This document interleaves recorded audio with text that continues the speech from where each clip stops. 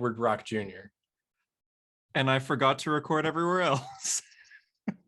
So as you can see, we missed a week. Bringing back the audio messages. Yeah, it's okay. We missed a week last week due to American Thanksgiving. Happy Thanksgiving, Sean. How was it? I survived the family questions of what do you do for a living? What do you do for a living? I write articles about Superman. That's awesome, though. I love that. I'm jealous. It's always great, though, when you have the cousins who are like, teachers, lawyers, and it's always like, yeah, I'm making six figures and blah, blah. What do you do, Sean? I write articles about Daredevil and I can tell you everything about it. Everything. Exactly. So for this episode, since I have been working since 9 a.m, I am going to be mixing things up rather than my usual drink. We'll be having Lagavulin Neat, Ron Swanson's choice from Parks and Recreation. Hey, my boy. I have 3 Ron Swanson Funko Pops above this camera as well. I didn't realize they made Parks and Rec Funko Pops. They do. And Recollection is my most watched podcast of the year according to Spotify Wrapped. I saw that. I didn't know you were a Parks and Rec fan. I am I love Parks and Rec. Hey, speaking of, for those of you sending us on a hero story or just Comic Hunter, wherever, you listening to a hero story and it being shown on Spotify Wrapped, thank you. We appreciate that. One guy, I wanna shout this person out because he did a lot. So wasn't it me? No, maybe you beat him. I don't know. Colton Walcott.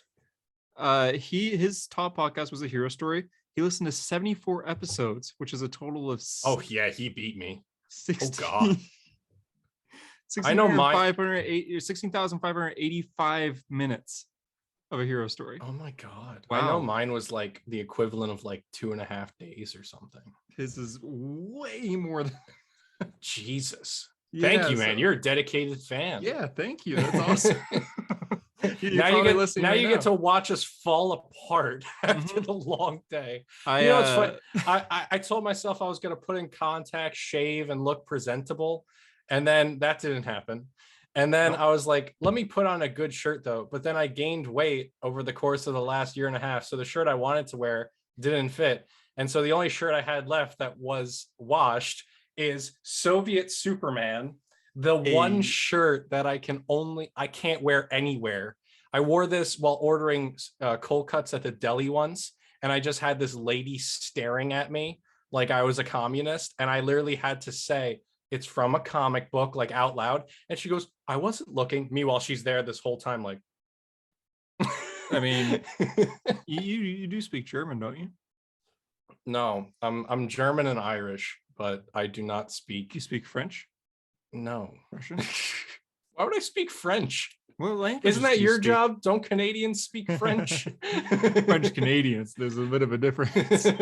Oh yeah. So last week we kind of went like, hey, we're doing a week break because of American Thanksgiving. Harper's back this week. He's not. That was a lie. I don't know why he got busy, but he sent a voice message when we get into the episode, so I'll play that. But he should be back next week. Next week should be like a regular episode, and then the week after that, oh my god, the week after that is Spider-Man. I know, I realized Spider-Man's in 2 weeks. Wow. I'm excited, man. So I figured let's start this episode. We got tickets. We both got tickets for day one. How'd it go though? So mine, like I was up at midnight working on a project. And so I was like, all right, as soon as midnight comes, I'll log in and I'll get it. And then I just forgot. And so I logged in at like 12:45. And at that point, it was already like, you are at over an hour wait in line or whatever for the queue. Why is that? Yeah. Well, they do that for Comic-Con, but at least for Comic-Con, like the thing moves. with Spider-Man, it was just staying put at the beginning. So I was like, all right, over an hour. Are we talking an hour and 15 or 5 hours? And so by the time it reached, we were talking at like whatever time. We were talking at like 1:30. We were talking when they were coming out, yeah. Yeah. And so finally, like I was watching YouTube videos, talking to you guys, just laughing about it. But then finally I got to a point where I was like, I literally have no friends that I'm going with. Like, I'm just going to see it for me. And then I was like, I'm just going to go to sleep because chances are I'm going to get a single ticket. And sure enough, I woke up at 8:30 the next morning. There was a ticket available towards the back where I would normally sit and in the aisle. So nobody would be blocking me like to the screen. And I was like, Okay. perfect. Got it. Hey, you got an aisle seat. I also got an aisle seat. We're a little different here in Canada. It's just you go, you buy, and then you get it. You don't. There's no line or anything like that. I heard from a friend that they were selling tickets at the kiosks before midnight, and so if you went in person, that too. Yeah, you could have gotten a ticket. And a friend messaged me like that cheap. he goes, dude, I just got it, and I was like, I have a presentation to do, and I do not have time. Yeah, for that. I mean, yeah, tickets dropped at 10 o'clock my time. And for me, every time tickets drop, they're always, must be because of where I am, Canada, or just the theater I go to, but they're always like a day late. So they've always been a day late. They were for Endgame, Infinity War, Shang-Chi, Eternal, like all movies are a day late. But this one wasn't for some reason. Endgame was stressful when I got those. I remember it was reported that they would drop at 9. And so I was like at work that morning, all set. I even told my boss, I was like, Endgame tickets are dropping at 9. So if you see me just like dip out to go on the computer, that's the reason. I'll be back. And this was when I was a freshman in college. And then they came out at 8. I remember I was like, I started like getting the notification from AMC, tickets are on sale. And I was like, oh my God, no. And then notifications. Like AMC crashed 1,500 times. So I went to Fandango. That crashed a bunch of times. But I finally got through on Fandango. Didn't remember my AMC stubs number. So I got no points for 8 tickets for me and my friends. And then to top it off, I bought senior citizen tickets accidentally. And so I was freaking out that they weren't going to let us in because I'm not over 65. And then, but because it was the fan event where you get like the collectible coin, all the tickets were $20 anyway. So nobody cared. Oh, okay. But that was so stressful the day of just being like, oh my God, I don't know if they're going to let us in. It's like, you're fine. God. You made it. Me, like I cried. I shed a single tear at Tony Stark. I got a notification on my phone that Spider-Man tickets went on sale at 10 o'clock my time, which is where it went on sale everywhere else. But I wasn't on my phone at the time. I was doing something else. But then like 10, 15 minutes later, I check. I'm like, oh no. Oh no. Look, and there's pretty much every single time slot, and it's playing like every hour in like 5 different theaters at my local theater, 5 different screens. And so I'm like looking and I was going to go with my girlfriend and my 2 roommates, and my girlfriend was in the other room, so I called her and I literally just went like, can you come here real quick? And she's like, yeah. I acted like I was in pain or something. She ran over. I'm just like, are you okay with like an aisle seat or something? So we're my girlfriend and I are very much to the side in the aisle, kind of front, not very good seats. And then my 2 roommates are like spread out across the theater. Like we cannot sit together at all. Yeah. Which is fine. I mean, we're here for Spider-Man in the end. So we got it. I don't know if JD got it. Oh, yeah, JD's not here. I don't know. I remember Harper, who messaged, but somebody was like, I hope JD got tickets. And I'm like, what the hell are you saying? JD is passed out because he has a life. He is sleeping because he has better things to do in the morning. JD is the world's busiest man. Like, so yeah, I don't know if he got tickets or not. I should probably, I'll ask him right now. I'll keep you updated. But until then, yeah, JD's not here. I can't remember why, but yeah, he should be here next week. He's got a work thing in the morning, he said. Okay, that's all good. Like, hey. I mean, I worked for whatever number of hours today, and I have work at 8 a.m., but I'm here. I'm having a good time. I had to get up at 6 o'clock this morning because I had a school thing. And tomorrow, same thing, 6 o'clock. So this episode might be shorter than usual. I'm sorry we just did a break, but next week should be normal. We'll see. We are not going to be structured or focused on this episode at all. I'm telling you this right now. I got my coffee. I'm doing this. I'm having fun. So yeah, I guess since we weren't here last week, I was thinking we could review the one really big comic that came out last week, which was Hulk. Did you read it? No. Okay, I actually didn't. I literally had a guy in my marketing class because we were doing presentations this week, and he's a big comic guy. He always like talks to me about stuff. And he literally turned to me in class. He goes, "Yo, did you read Donny Cates' Hulk?" I go, "No, I haven't gotten to it yet. Haven't had the chance." And he goes, "Dude, it's weird." And I go, "Yeah, I figured because it's like Hulk is like blasting off into space, has cyborg parts, banners in his head. It's weird." We'll get into it, but this is just for later on. If you want to skip back to the comics, we will be quickly reviewing Hulk, Batman. I read Batman 2021 annual. I read Robin 2021 annual. I read Daredevil 36, Nightwing 2021 annual. That was beautiful. I love that so much. Wonder Girl 5 and The Amazing Spider-Man number 80. We'll get wow, you reading Spider-Man. Wasn't that the acid trip comic? It was, yeah. And I read it. Well, I'll tell the story when we get to it. We'll do the news first, but I read it. And then I picked up my phone. I went to my shop owner, my comic shop owner. I said, "Hey, I want to drop Spider." Oh my god! Just for now. Well, he's still gonna order the next 3 and sucker you into buying them anyway. Yeah. So I want to drop. You're gonna be a chump and get them anyway. See, here's the funny thing: you just fight people on the internet, but you won't stand up to your own comic shop when it's real life. I'm like, "I'm sorry, sir." Like, oh, by the way, how many IGN comment sections did you start shit in this week? Oh, I always comment on IGN because it gains so much traction. IGN, I remember they're like, "Oh, the new Venom is Eddie Brock's son," and you're like, "Bro, this was like 6 months ago. Where have you been?" And then the other one was Eternals, and you were gatekeeping so hard. Well, technically, they could be reborn. Gatekeeping. You could be reborn. They could be reborn. So, and then your Spider-Man post got stolen twice, and it was twice. But like, honestly, with that stuff, I wouldn't care. What you see, the problem was you posted, so a lot of people were getting upset because Hunter was like, "Hey, next time DM me, man, if you want to steal my Some post." guy took my post that day.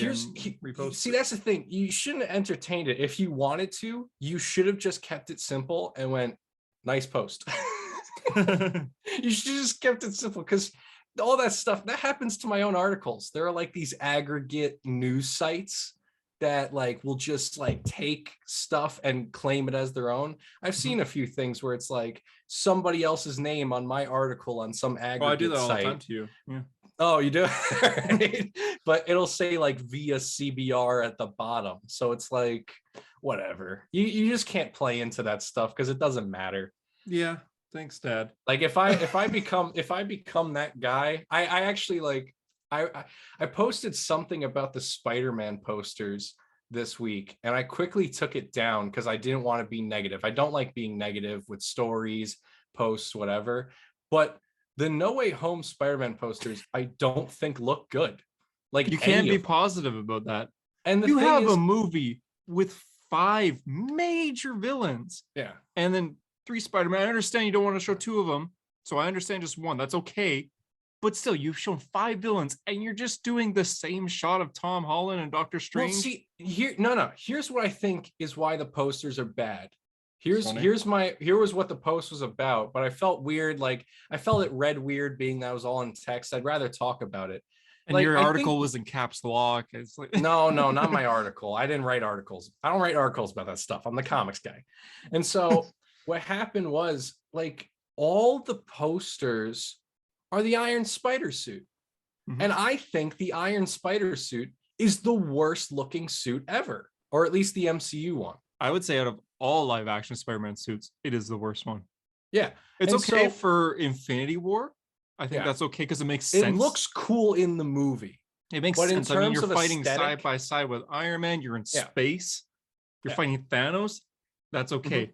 Yeah. But just going around New York, like so like comparing it to other Spider-Man like posters, what made all past posters cool and really good looking in my eyes is that it had such a great suit with a lot of texture. Like all of the Raimi, all of the Web with Andrew Garfield, all of those posters, like the suit is front and center and it has so much texture and the suits are so good that it overpowers the poster and that's the focus. It's just Spider-Man.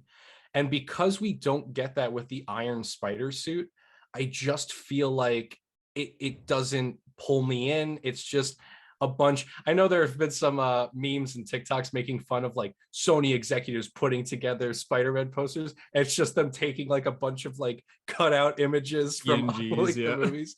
But like past Spider-Man movie posters, I think have looked good. Like MCU not all ones, of them. no. No. I'm talking the one where he has the jacket on and he's laying back. I think that one looks cool. People that say is a good one. I think that one's okay cool. Though. I think, well, they're okay. Like they're not going to be like, you know, Amazing Spider-Man Toby, but also the other one. Not that, you know what I mean? Yeah. And then also the Far From Home one where it's just a close up on the that one's face good. with I the have stickers. That one over there. You can't see it, but I had that one actually on my wall. Oh yeah, because you took down all the other ones behind you. I've been renovating. You've been renovating. You're an adult now. Yeah. But no, like all Spider-Man 1, 2, 3, Amazing. Can you hear 1 the and stupid 2. air conditioner? I forgot to turn it off. No, I don't hear it. Okay, good. But all those movies before the MCU, they all had good posters. I could picture them all right now, and they all have really good posters. Mm-hmm. Like or not Amazing, just Spider-Man 2, where it's just Peter holding MJ, and you see the reflection of Doc Ock in the eye. Yeah. That's so good. Also, the Spider-Man 3 one made me lose it as a kid. Where he's the glass and the black suit. Like, all that reflection. Stuff. Even the one where he's just sitting there. And the texture's so good because you have the rain, you have the suit. Mm-hmm. It's like that's what I think. I think the issue is the Iron Spider suit. I don't think is a good suit, and I also think it's too shiny. It doesn't have the texture. Far From Home and Homecoming suit, although they're not bad, I think they're too CGI heavy because they're like skin tight. There's no ripple or anything. So that's been my biggest gripe with the MCU Spider-Man. When Toby and Andrew, when they're falling from the sky, you see like ripples in their suit, like with wind hitting them. Oh my god, that opening scene to Amazing Spider-Man 2. What do you got for me today? Hello, New York. Good morning, or whatever he says. That's what the reporter says. But what do you got for me today, New York? Oh, that's what it is. That's it. Yeah. But then Tom, it's just tight, so he literally looks CGI. He does. Even in like the Mysterio sequences, like which they look CGI, like a really good video game cinematic. Mm-hmm. Or even Homecoming, when he's just he doesn't swing much in Homecoming, but the few scenes that he does, it's like, come on. Just a reminder to everybody, these are all our personal opinions, and you can think that we're total idiots. I actually really like Tom Holland's Spider-Man. It's just the suit and the CGI bother me, and I'm hoping that when he's standing next to Toby and Andrew, assuming that's happening. Well, how about, like I said, they're gonna learn. Let's keep it loose. What do you think about him getting future movies? Yeah, so that's on the news here. So yeah, that we haven't really been following, but it was announced that keeping it loose. That we'll talk Sony, Hawkeye. We'll talk everything. Yeah. First, what do you think? Sony actually confirmed that we're getting another trilogy for Tom Holland. Looks like we're getting the college trilogy, and Tom even commented on it, saying he can't say much. He can only say that he's excited. So it is real. This isn't a leak or anything. Who do you want to see? Thank God. I want him to go to college. And when he gets to college, I want him to meet Harry Osborn. Harry Osborn? Okay. Mm-hmm. That's my main person. People are saying Gwen. I'm okay if they don't do Gwen this time around. I'm okay if they don't do the real Mary Jane Watson. I'm okay if they just stick with Zendaya. But I want Harry Osborn. And it'd be interesting since Tom's about to meet Norman Osborn. So when he sees Harry, he might be hesitant to like be near him, or he might feel like he needs to save Harry or something like that. That's what I want to see the most. Villains who you want to see. Oh, wow, I didn't think of that. Right. My favorite Spider-Man villains, like this is not even thinking of movies, my favorite ever are Green Goblin, Doc Ock, and Mysterio. So I'm happy. All right, so you got in those. I want to see Craven. Yeah, I like to see Craven too. Tom wants to see Craven as well. So Stilt Man. No, I'm just kidding. I'd like to see I'd seriously like to see a more serious take on Venom. Even if it's Tom Hardy, they could develop him that way. Well, that's the thing. Like, are we gonna see? That's the thing. Are we gonna see him combine? I see that a lot, don't I? That's the thing. Sometimes I just judge myself and how stupid I sound. But like, the thing is, are we gonna see them fight in a Spider-Man movie or a Venom movie? Because they're teasing, these universes are gonna collide, and like, if it's not No Way Home, I like it to be a Spider-Man movie, and I like it to be maybe a second. Okay, college trilogy. First villain, maybe we'll do 2 villains. We'll do Kraven and we'll do Scorpion finally, since he was teased. Scorpion. He was teased a long time ago, but we never really got anything from that. What other Spider-Man villains are there? And maybe have Vulture return. We'll get Kindred. No, I don't want Kindred. I really don't want Kindred. The movie will go on for 5 hours. I'd like to see Shocker come back, maybe for like an opening act.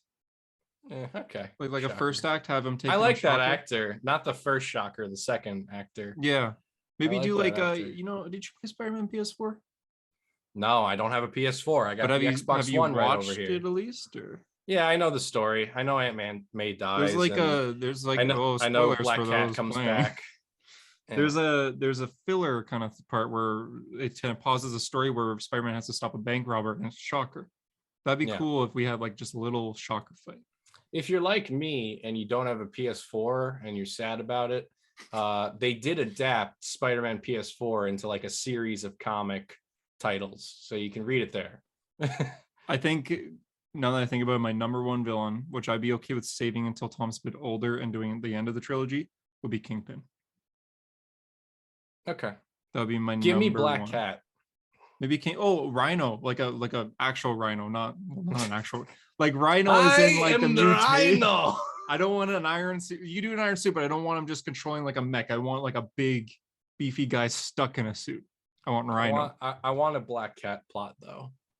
Yeah, I can't see her being a main villain, but I can see her kind of doing a similar kind of like Dark Knight Rises. I was literally about to say that, like literally Dark Knight Rises. You know, who would be the villain in that though? I could see No Way Home. Spoilers, because I clearly know everything about this movie. This is just my theory. I can see it ending. Everyone goes back to the universes, and Doctor Strange actually does the spell, and everyone forgets who Peter is. And it ends with Peter like being like, "Do I tell Mary? Do I tell MJ? Do I tell Ned?" And he just decides not to. And then that leads the next trilogy where it's like complete fresh start. I'd like to see that.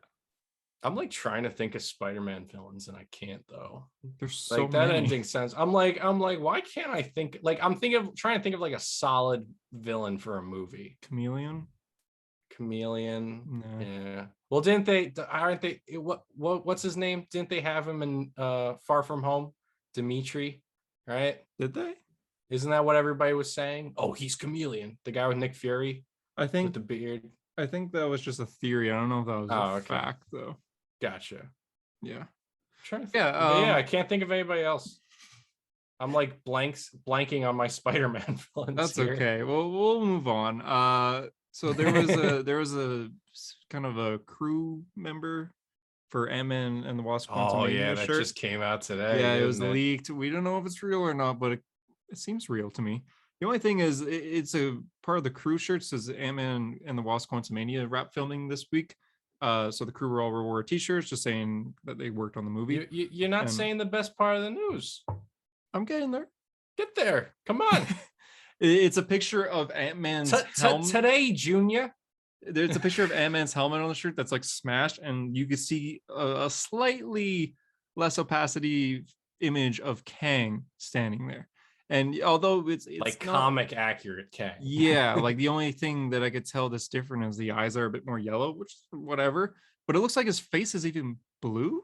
Like it's hard to tell because it's on a shirt and it's the guy just taking a picture of the shirt. But it looked blue. It looks blue. So that's wow. Okay, I'll take it. So yeah, looking forward to it. And the last bit of news, a conqueror. I love all the Jonathan Majors dialogue from Loki. Ruler, conqueror, he who remains.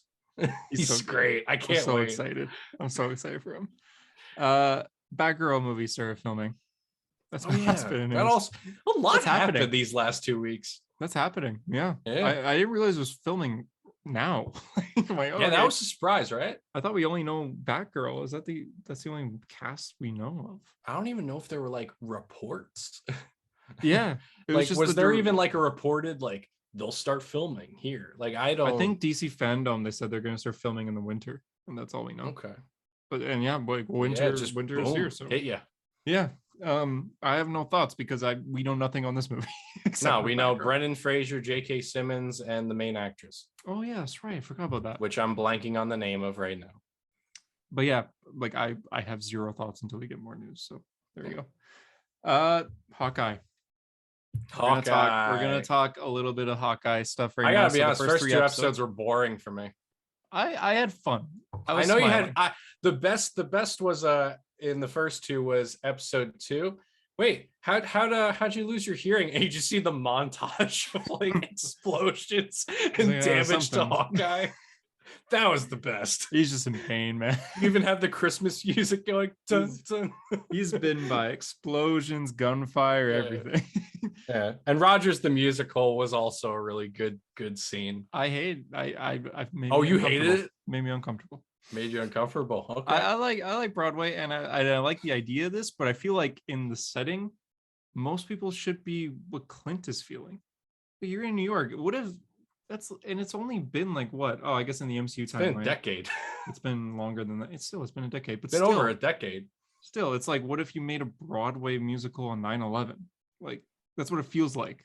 Here's this Here's this tragic thing that happened, which really odd. I looked it up. Only 71 people died. I feel like more, but that's the official report. Is during the Battle of New York, 71 people died. But it feels weird that you're like, all right, let's do a musical on this. Like that's odd to me. Like, not to go dark and what's the song? Now you see me standing in the light. What's the Venom 2 song? Last One Standing. Not to go very Last One Standing. Imagine if they made a Broadway play about 9/11. Yeah, that'd be awkward. Yeah, that's why it's awkward for Clint, because he's like, I almost died here. People died right in front of me, and there's my best friend dancing around, and she's dead. Sorry if we're getting serious in this bit, but like they've made plays about tragedies and stuff before. Of course. But I feel like this is a musical and it's all energetic, and you know, it just feels a little soon. This. We're the Avengers. Loki's wearing like fedora with horns. Yeah, Loki stabbed a guy's eye. Yeah. He demanded people to kneel or he would murder them. I guess that would be kind of like what, 93 people in 2 days or something like that, whatever Black Widow says. Yeah, they should have made it a traveling Broadway show, so it wasn't just in New York. In the place where Loki executed people. Yeah, you know, butchered people. Maybe that's why it feels a little weird to me, which is why Clint's reaction was kind of similar to my own.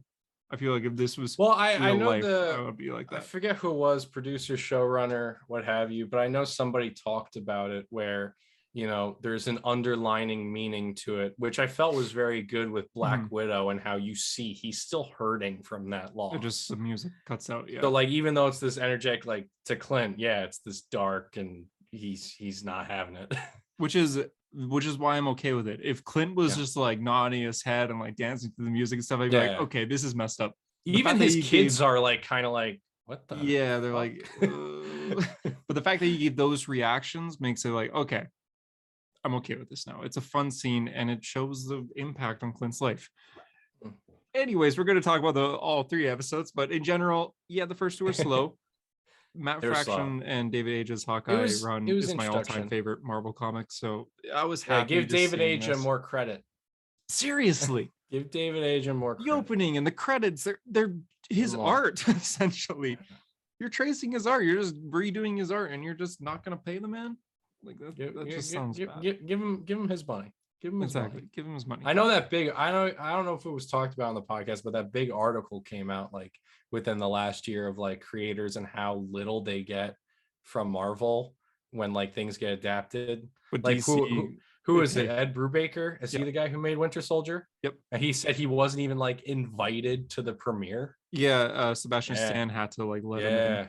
He was invited to the premiere, and he was paid, I think he's like $200 or something for them adapting his work and making millions of dollars.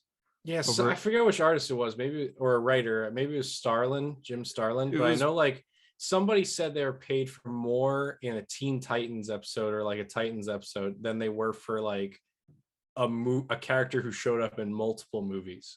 Yeah, I think Ed Brubaker said he made more money for a minor character. I think it was KG Beast in Batman v Superman, correct me if I'm wrong, than he did for Winter Soldier. KG Beast was in Batman v Superman? I'll do it. Believe me, I'll do it. I'll kill it. That was KG Beast.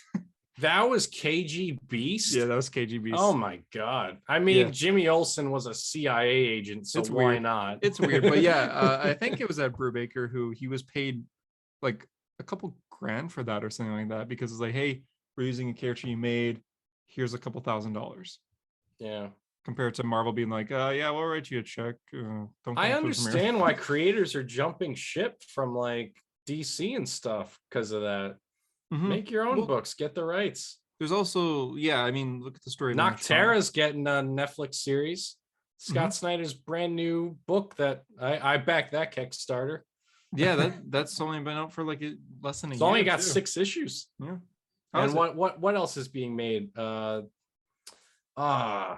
book is it? It's like a horror looking book. Something's Killing the Children. Isn't that the one that's getting this? I think that's getting a series. Isn't that? Oh no, you're right. Yeah, I think you're right. Because the first issue I saw, like my local comic shop was selling for like $1,000 a graded copy. Jeez. Yeah. Yeah, I like to get into that. I haven't read that yet. I haven't really read horror comics, but I'm loving Nice House on the Lake. So I gotta catch up on that. It'll be good when we have time. I mean, they're taking a break, so I'll have the time. Yeah. I have till March. Exactly. But yeah, jumping back into Hawkeye when I was a boy. Yeah. You see those hands? Boy. My heart skipped a beat when I saw that. I was like, yeah. I know those hands. It was unsettling though. We've never heard, like, if it is Kingpin, we have never heard Kingpin laugh. And he like chuckles. He's like, laugh? No, in Daredevil, he's always serious. Even when he's with Vanessa, he barely smiles. Vanessa, I've been meaning to give you this. Like, literally never, there's never a smile, unless it's like a creepy smile where it's like, that's right, all the security cameras are set up. Like, that's what we get. And that's why it also weirds me out that like somebody like Kingpin would be behind the tracksuit mafia.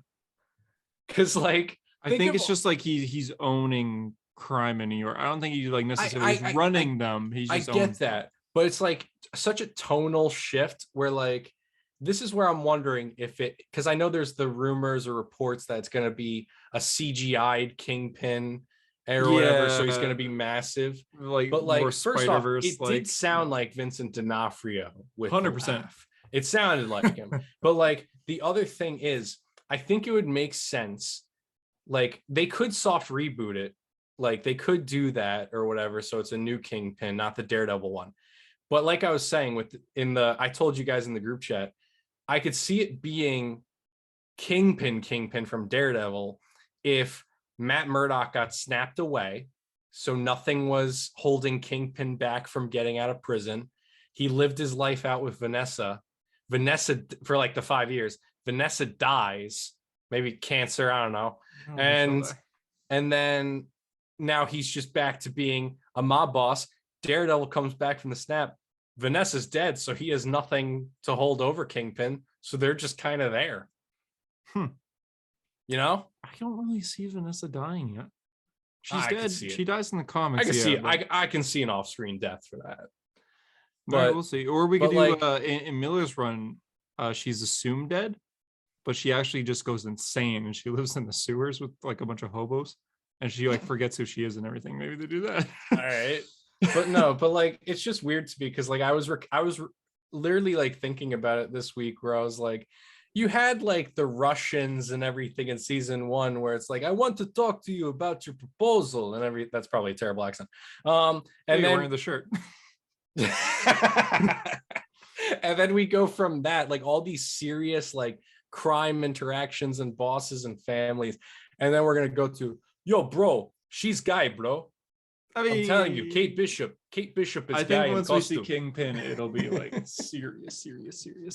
Because it seems Clint knows who he is too. Because Clint mentioned something about like the guy, the most powerful man. Yeah, or whatever. It's like okay. Here, little history lesson with Comic Book Hunter here.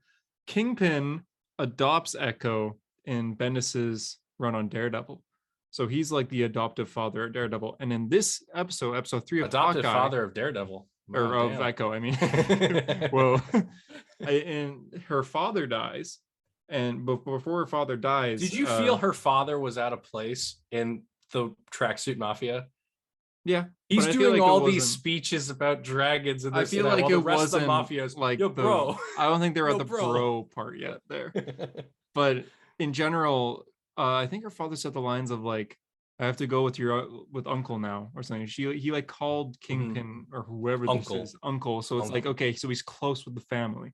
Maybe. Yeah, it was also weird though that like Kingpin's like, you know, a carpool. You're gonna go home with uncle today. Yeah. like all right. Doesn't he have people to just send cars? I mean, this is the past too. I also like how it's a black suit because he's not wearing the white suit yet. Like that's good attention to detail. So it could, we're just assuming tie it's in. We're just saying this. I think it is gonna tie in, and I think Daredevil is gonna be canon. They're just not really gonna bring it up. Well, I think they could do it. I think I've made this reference before, but I think they could do it Civil War Black Panther style. Sum it up in 2 sentences. Like if Daredevil, because I know there's also a report that a leaked casting sheet or whatever for a Daredevil project came out. Yeah. I was like, you could do it. You could do it where, you know, if you're going to do a new Daredevil project, just have it be that he hears the name Wilson Fisk and he sums it up in 2 sentences, like Black Panther with, I'm the Black Panther protects Wakanda. You could do it with Daredevil where he's like, Kingpin and I have a history. We fought before. Yeah, and that's it. That's because to us, to the diehard fans, we're going to go nuts because we're going to be like, yeah, Daredevil's validated. But newcomers and people who aren't aware, they're not going to notice, but they're going to learn. But they're going to be like, all right, so they have history. I don't have to watch the show. I get it. I could watch the new stuff without having to watch the old. They'll miss out. You should watch Daredevil on Netflix. Yeah. But like they wouldn't have to because it could get summed up like that. Exactly.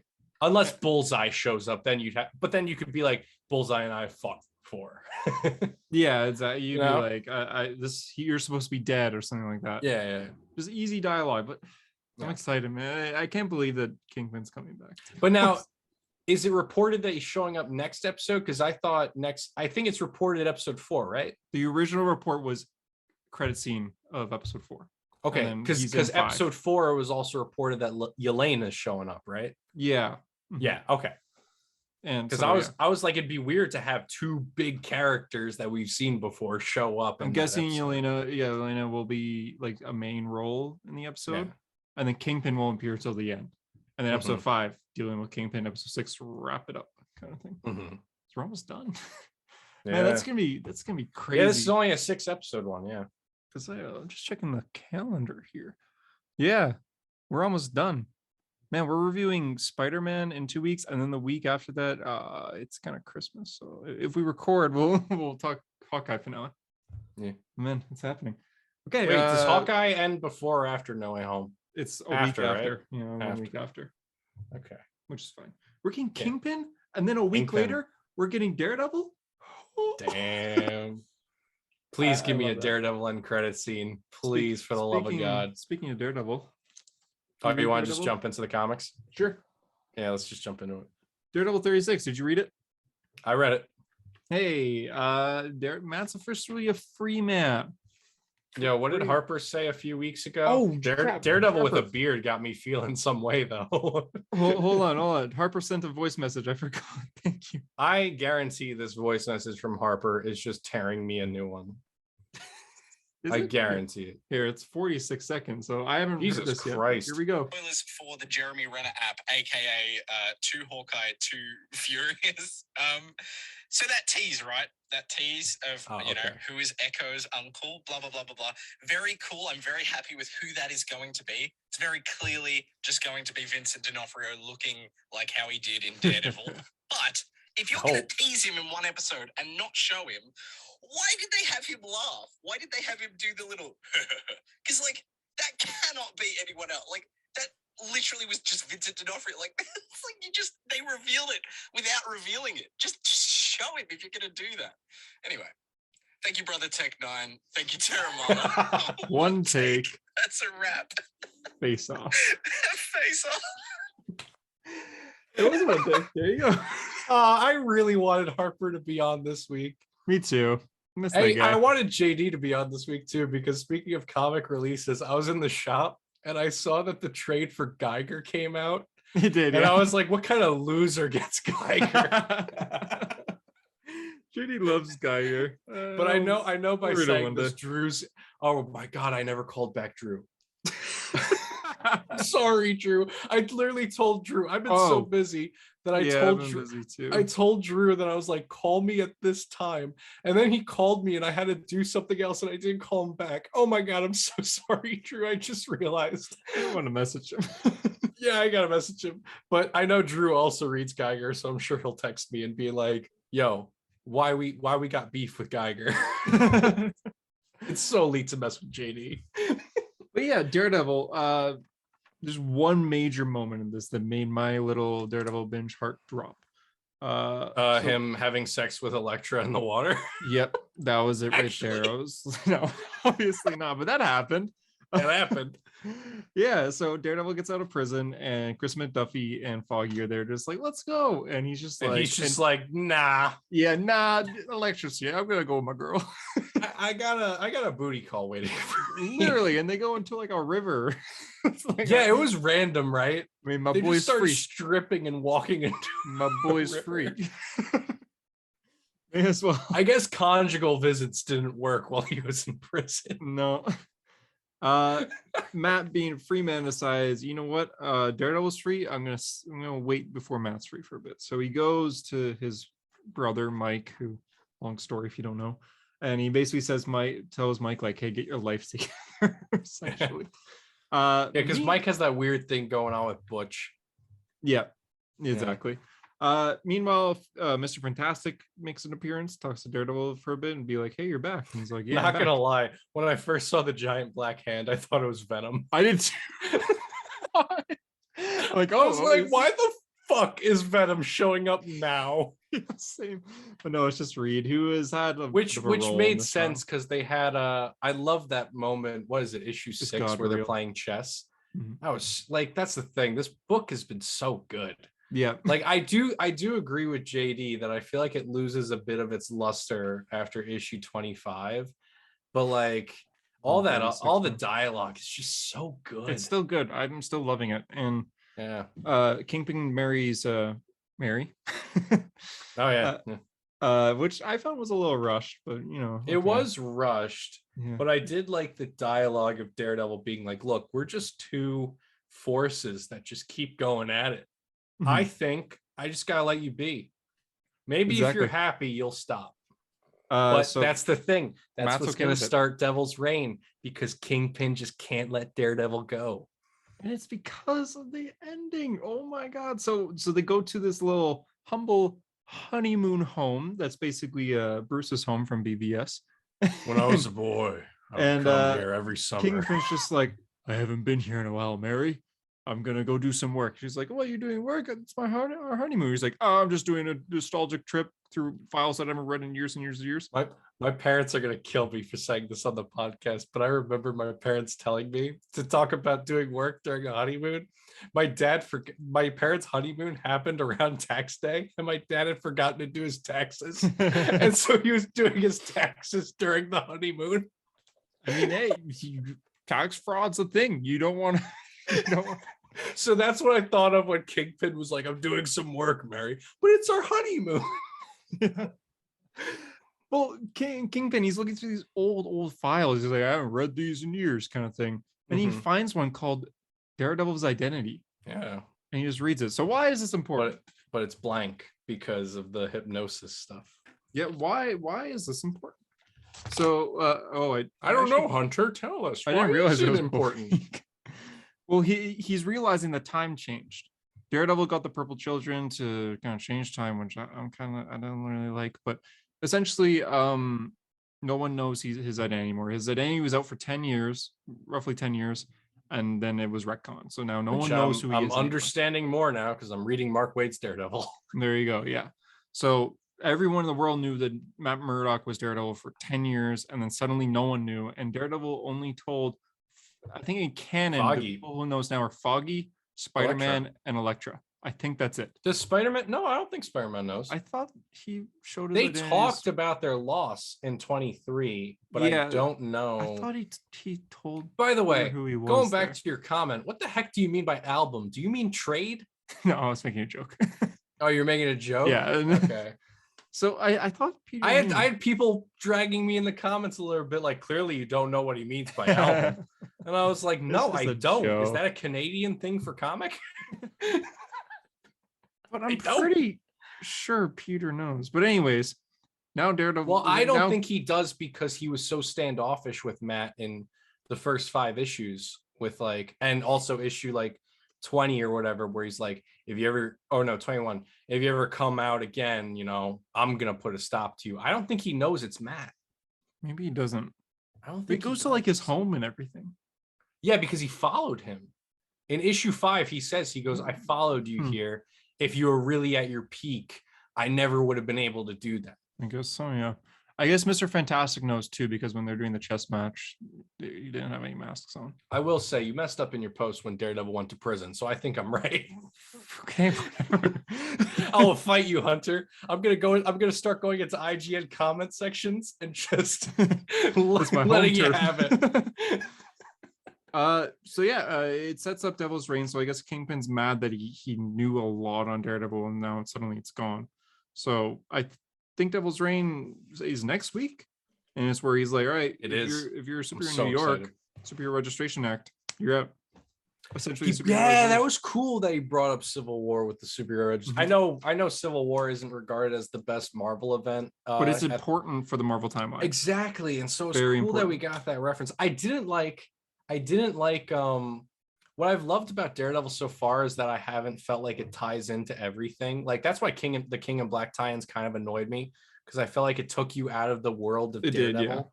Like, even with Kingpin, like, I know Kingpin has been in other series, but I feel like in this series, Kingpin is just like, it's Kingpin versus Daredevil. But like, I know this issue referenced like King's Ransom, which I haven't read. I know you did, because you were like, oh my God, the new Avengers are showing up. And then you got so disappointed, and it was hilarious. But I was like, damn, I don't know what he's talking about here. I kind of like that Daredevil was in the universe, but it always felt standalone to me. And this was tie-ins are annoying, but I think references are good. Because it makes the universe feel connected and it makes the timeline feel good. Like, you should always reference things, especially when they're important. So the Superhero Registration Act, the whole thing, the start of the Civil War, Devil's Reign is essentially that, except there's nothing you sign. It's just you're out.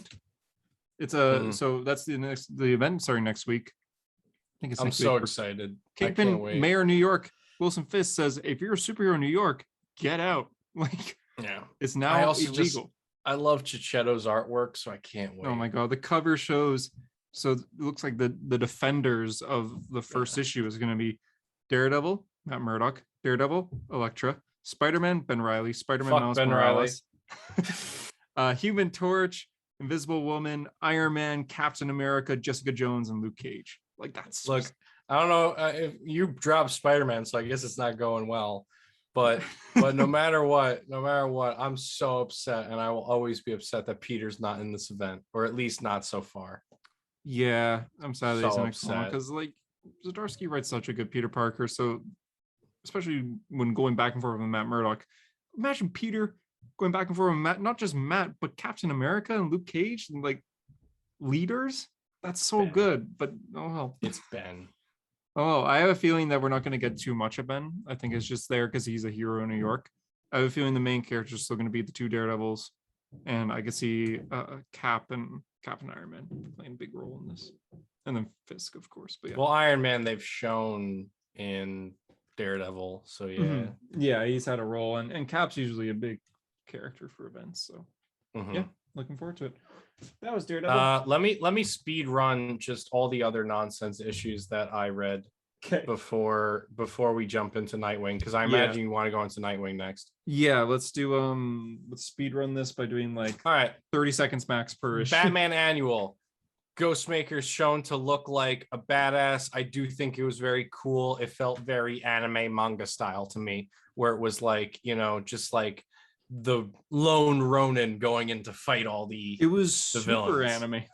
It was very cool though. I loved it. It gave me like Scott Pilgrim / TMNT vibes. Art wise, I liked it. It was cool. Page in particular, this one right here, where he just runs and it's like that big smoke effect. It's like That I could and, see. And then it you looks see like the something head out of fall. like Kill a Kill. Like it's awesome. Like Ghostmaker, I think I love Dexter. I've been watching that lately. The shows I watch now are Dexter, Young Justice, and Hawkeye. And like the idea of Ghostmaker, like basically being a psychopath and having no emotion whatsoever, Well, he's but a just Ronin. doing it. Yeah, he's just doing it for the love of, like he says, like for the love of the sport or whatever. And like Batman's even like, I don't want to hear you brag about your kills. He's like, look, I'm talking about the craft. Just go with me here. It's about drive. It's about drive. It's about power. But yeah, no, I thought this was a great issue. Like, it's been a while since we've seen these backups, but it surprised me. Yeah, it was good. I was entertained. I thought the art was really cool. Who's the artist on this? The way they drew Batman was a little odd, but everyone else. Artist being Ricardo Lopez Ortiz. Yeah, I think it's Ortiz. Okay. Sorry, but yeah, you tried. I got it. Then again, I might be wrong too. So, I'll go. So I'm just going down my list. Batman Fear State Omega. You didn't read it, right? No. Okay, all it is Batman. Scarecrow has, like, you finally see who Scarecrow hallucinated with the Mad Hatter tech, which don't know why that wasn't in the Fear State event really, but whatever. And so he has like his Scarecrow's hypnotized goons stop his transport, but then Batman stops the goons of the transport and then drives Scarecrow to Arkham Tower, the new Arkham himself. And it's literally just a conversation between him and Scarecrow. And it was kind of weird because Batman was just like telling Scarecrow like all this information about what's going on. Like, I get it was supposed to be a recap for readers of like where things are going to go in the future, but he was just straight up telling like, yeah, Harley and Ivy are now a couple. This person's out. He's telling it all to Scarecrow. I'm just like, I mean, I know you're like confident he's going to prison. Molly didn't like but me, like, and then she literally he goes, Miracle Molly, she's now in Blackgate. She testified so the Insanity Collective could be free, and like all this stuff. And I'm just like, you're literally telling one of your villains like everything, the whereabouts of everyone. Like, why? The one who got away is Selena Kyle. It was a cool dialogue. It was cool art, but that was the one thing that got me. I was like, why are you telling him everything? The password to the back computer is Selena Kyle. And the passcode is 42069 because of Jason Todd, who is Red Hood. By the way. Gotham City Villains I got, but I haven't read it yet. I skimmed it, and I'm assuming there's a story. I saw Talia al Ghul, which ties into the Robin annual. It looked like the same suit. Yeah, so Robin was it takes place before the last week's issue of Robin. Where Flatline's Russian. Yeah. Thanks for letting me know, Joshua Williams. So right? Now I was not doing a Russian accent in my head reading her, but now I am. Now I am. It's a Flatlines origin where here is your manga, Damien. Yeah, basically it seems like I really have the shirt on for this, don't I? Yeah, you.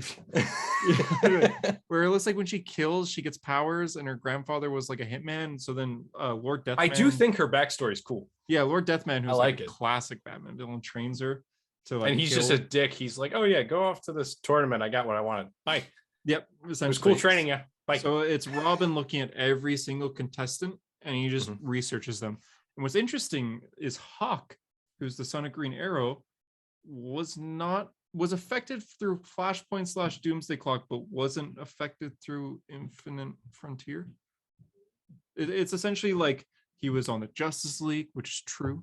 He was the son of Green Arrow. Green Arrow kind of left him, and then there was he says, to quote, then in a flash it was taken away, which is Dr. Manhattan changing the world in Doomsday Clock, or Flashpoint. Barry Allen changing Flashpoint. They say Flash, it's Flashpoint. But he woke up in 2021 on Lazarus Island, essentially. So it's like he was returned after death metal.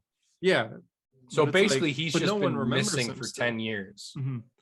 Unlike Wally West, where Wally was able to escape the Speed Force, he was never able to escape where he was. So he woke up now years later. So that's why no one knows who he is. Well, I think he was just removed from time. I don't think he was anywhere. I think it was kind of one of those things where it's just a jump. Yeah, like for him, it's been a second. Like, yeah, everyone else one place, and now he's elsewhere. Mm-hmm. Also, the ending has Talia going to Ra's al Ghul saying that she needs to talk, and then it says Shadows of the Bat, right? It says don't miss Shadow War coming 2022. Yeah. Okay, that's the new upcoming Batman event tie-in type thing. I think that's going to stretch across everything. I believe the Arkham Tower stuff, like, I know the Detective Comics annual came out. I flipped through it at the store. I didn't pick it up. But it's all about, like, I think everything coming out now is to lead into that. Okay. It says I know I've read our articles about it.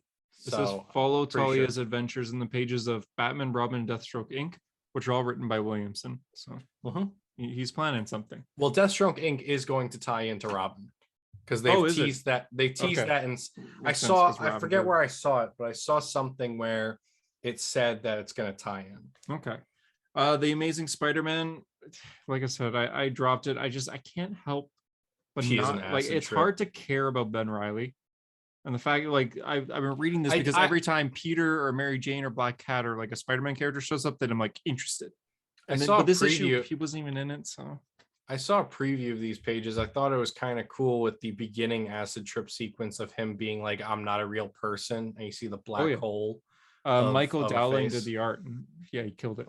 Yeah, it was great. He was struggling because he's like, "I'm a clone."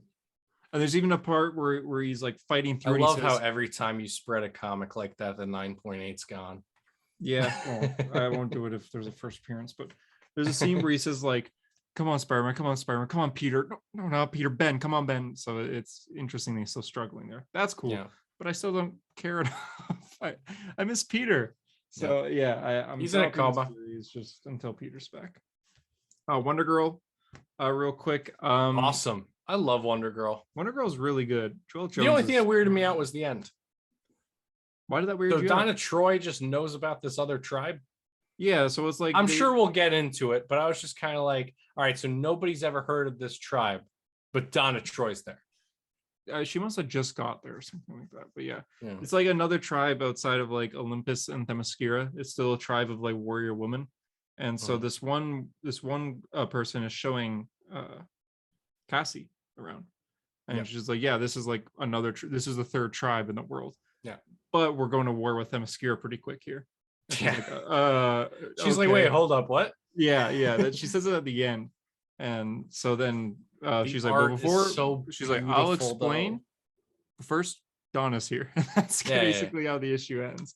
Donna left Titans Academy to go be with this tribe for a little bit, like Dixon. That was the thing. So Teen Titans Academy also came out this week. For JD, I'll just recap this. I skimmed it. I haven't read it, but Wally West shows up. Roy does too, right? Roy shows up at the end. But Wally contemplates enrolling Irie and Jai. Is it Jai or Jay? I say Jai. Jai. I say Jai. He contemplates enrolling them in the academy, but Heroes in Crisis comes up a good deal in this issue because all the parents of students think that Wally's a murderer because of Heroes in Crisis.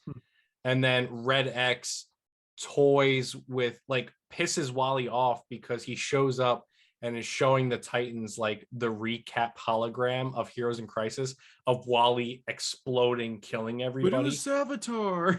It was Savitar. We know this now. And that's Cyborg even says at one point, he goes, "Look, the full details of that event are not available to the public at the present moment."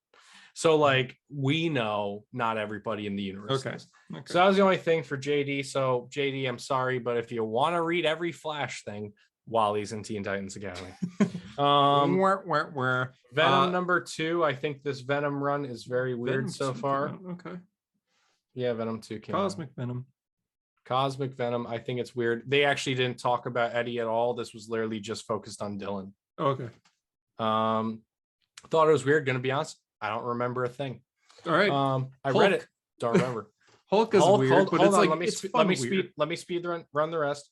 Justice League Incarnate, haven't read it yet. Dr. Multiverse, first appearance if you want it. Actually, that's everything. Okay, that's everything I bought. Hulk is fun, weird. Like we said at the beginning of the episode, it's like Bruce Banner is in Hulk's head. So a little confusing. I think it'll read better once issues it's are an out. interesting concept. What if the Hulk was here to protect us from Banner? Exactly. Banner's going insane. Ryan Otley's on art, and he did art for Invincible and Amazing Spider-Man for a bit. Yeah, it's so I love Johnny it. Cates tweeted or something. There's a Comic-Con coming up, and he goes, "I'm attending Comic-Con with my favorite Ryan," and both Stegman and Otley are gonna be there. That's funny. There's a scene in this where it's the Avengers talking, and it's all of them together. Echo's there in her Phoenix form, Spider-Man's there, Doctor Strange, and it's like, all right, so this is before 750, which I just forgot I picked up. I have that too. Yeah, because She-Hulk is beefed up in it. I was gonna say the only key note of Avengers 50, I've skimmed it, is that She-Hulk expels all this gamma radiation and goes from classic hulky She-Hulk to She-Hulk. That's the only takeaway I got. And I know Avengers Forever is coming out where Robbie Reyes is going to be in another universe. I skimmed it. I haven't read it yet because it's like 100 pages and I haven't had the time. I don't care for Robbie enough to read it. But you haven't read him, have you? I don't like Robbie. I read the first. Why don't you like Robbie? I read the first 31 issues of Aaron's Avengers. No, okay. See, that's your problem. You got to read the Robbie Reyes 12-issue series. With all that, I didn't like Robbie at all. I never cared for him. I have been honest. I am not big on like creative different art. Like Riley Rossmo, I know is a genius artist. He's not my cup of tea. Just because I like realistic looking art. The Robbie Reyes art, I think it's Felipe Smith. It's very like not Rossmo style, but it's different. It's kind of cartoonish, but the story is so good. Like if you read the 12 issues of Robbie Reyes Ghost Rider, not the 5 issues limited, so maybe not the 5 issues where he's with totally awesome Hulk, Silk, and X-24, Laura, whatever Wolverine's daughter is, X-23. Not those. Like those are that 5 issues. That sounds like an interesting team though. Like it's a good 5 issue, but it's like they fight some weird like space blob alien thing that steals their powers. Okay. But like the 12 issue is just so good because you learn about this guy who gets this like demonic power all while trying to just care for his brother and clean up his neighborhood. It's so good. And then of course Johnny Blaze shows up. But he's not like a main character. I don't care for Ghost Rider though. It's so good though. I don't care for any Ghost Rider. Anyways, so Ryan Otley's art is good and it's enjoyable. Wow, look at that. Yeah, exactly. I'm gonna continue. I haven't read it yet. I haven't had a chance. Okay, well, I do recommend it. I'm gonna continue reading. It's really cool stuff so far, and it's Donny Cates. Mm-hmm. It's Donny Cates. They talk about King in Black a lot in it too, so I like that. Oh, they do continuity. Yeah. So yeah, Tony Stark kept the Celestial that he controlled the King in Black. Essentially, like he just has it and he's been experimenting on it. Oh wow. Yeah, so Hulk's like this. I know during the events of Extreme Carnage, Tony lost the symbiote suit to Carnage because he shows up at whatever I skimmed it. I haven't read all of it. But I know Tony was like, he can't get the suit, and then Carnage gets the suit because like basically it's a living armor now. Yes, the moment we've all been waiting for, and we're gonna talk about it fast. The most no okay, I know I said we were gonna give me a little bit on this issue's beautiful. You got a minute, go. This issue's beautiful.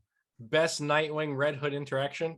After I read this, so I bought this issue digitally first so I could read it, and then I bought it in the store, and on the drive back from the store I was literally just thinking about this issue. And I literally said to myself behind the wheel, I went, shit, I forgot Alfred's dead. Yeah, I miss Alfred after this issue. Oh yeah, because it's 2 stories. It's flashback to Dick taking Jason on like a patrol, just them 2 together when Jason was Robin, and it's today Clayface impersonating Jason and killing people, and so Dick helps free his name essentially because he's not using guns anymore. He's using a crowbar. And I love the comments like, well, Batman dresses as a bat because he's afraid of it. I'm afraid of crowbars, so I'm gonna use a crowbar. And Nightwing's like, why don't you just walk around with your hands up all the time doing a crowbar pose? Like this, and that's the thing, that just so you know, this issue does not make sense with Task Force Z, because in Task Force Z, Red Hood's kind of a prisoner of the team. I think so this is weird. No, but he's in the Task Force Z armor, which he got before he got at the end of Batman. I believe in the Detective Comics backups, he's not wearing this armor, like the prelude to Task Force Z. I'd have to check though. In what's it called? Batman Urban Legends #6, he gets this armor at the very end. He gets like a variation of his old suit, but I don't know if it's this armor. We're not going to fight about it, but whatever. But anyway, in terms of Task Force Z, this doesn't make sense, but it's so good, especially the flashbacks. I loved seeing Alfred, because I know there's always this, like, you always have Alfred with, like, you know, Batman, Mask of the Phantasm animated series, and like even the Long Halloween, where he's this snarky, like, oh, you're the absolute epitome of sanity. Oh, by the way, I've polished your exploding gas balls and blah, blah, blah. Like, you always have that Alfred sarcasm and, like, not bad role model, but you know what I'm getting at, where he's like, where Nightwing's like, we can take the car. And then Jason's like, no, we can't. And then Alfred's like, oh, please make sure you pick up the dry cleaning on the way back. Hands take the keys. Yeah. Like, that's so good. I like, this issue made me miss Alfred. Yeah, and then, for sure. Which is something that I realized, like, all while I was reading Tynion's Batman, I didn't think about Alfred. And then this issue came and I was like, damn, I miss Alfred. Like, I know Nightwing's been very Alfred centric. Yeah, and so is Robin as well. Yeah. Well, yeah, and Robin does a very good job with it. Yeah, because he's seeing things. But yeah, this was just so good, and I like the flashback with Nightwing teaching Jason about what's important about being Robin by being there for the victims, the civilians, and this issue was so good. JD, why aren't you here? You're the Nightwing guy, I'm the Red Hood guy. We could have gushed about this issue together. But JD is on the moon. JD is on the moon. And that's a hero story. And that's a hero story, because really we don't have anything else to talk about. I don't have anything to talk about. We're bada boom, bada bing. We'll be here next week talking Devil's Reign, which I keep thinking is next week, but I could be wrong about that. No, it's next week. Oh, sick. Okay. That'll probably be the main focus. News may happen this week. We'll be talking Spider-Man No Way Home, because something's going to happen. It's in 2 weeks. And Wednesday, Hawkeye's out, and we might be getting that tease of Fisk, so we'll be talking about that if that happens. But none of us are talking Young Justice except me. But we're not going to let him. So, but we're not going to let me. Maybe we'll do a recap like we did Titans. Maybe we'll see. So far it's Clone Wars style. It's arcs. Who cares? I like it though. I like it. Thanks for if you have us on Spotify Wrap, send it to us at A Hero Story on Instagram. If not. And feel free to send us reviews, because that used to be a thing and now it's not. We're gonna get back into it starting next week. So Harper should be here next week as well. So thank you, brother Tech 9. Thank you, Terramana. One take. Face off.